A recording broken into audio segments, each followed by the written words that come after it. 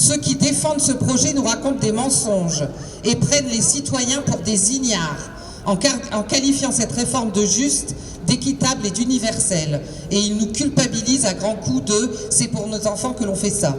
D'ailleurs, comble du mépris, ils tentent de passer en force leurs réformes alors qu'ils ne sont même pas en mesure de mettre à la disposition des travailleurs un simulateur fiable qui leur permettrait de savoir combien ils vont perdre. Aujourd'hui, c'est un rassemblement et c'est une masse pour manifester contre la réforme de retraite par points qui est décidée par le gouvernement Philippe.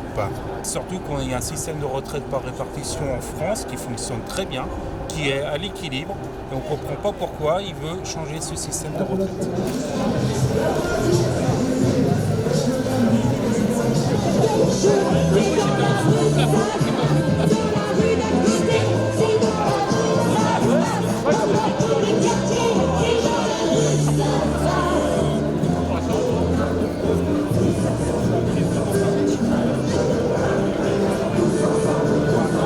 Ici, c'est très particulier parce que plus de la moitié de la population est frontalière.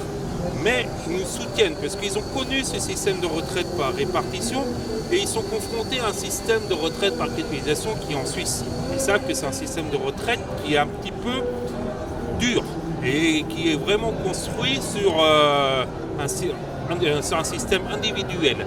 Et on trouve que ce système de retraite par répartition était vraiment juste et universel. Donc ils nous soutiennent. Et maintenant, ce qu'on appelle, c'est la convergence des luttes. Et cette convergence des luttes, c'est aller chercher les autres professions concernées par cette retraite par mois. Et c'est pour ça qu'on va aller les chercher en tractant dans les usines ou dans les lycées, et ainsi de suite.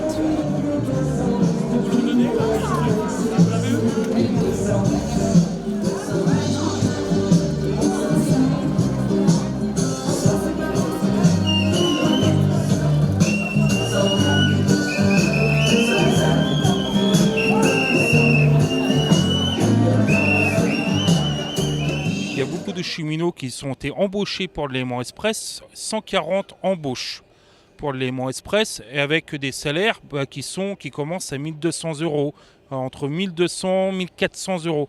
Et le petit souci, c'est que quand on vit avec 1 200 € par mois sur Annemasse, quand on se retrouve avec un loyer de 700 €, il reste pas beaucoup pour vivre.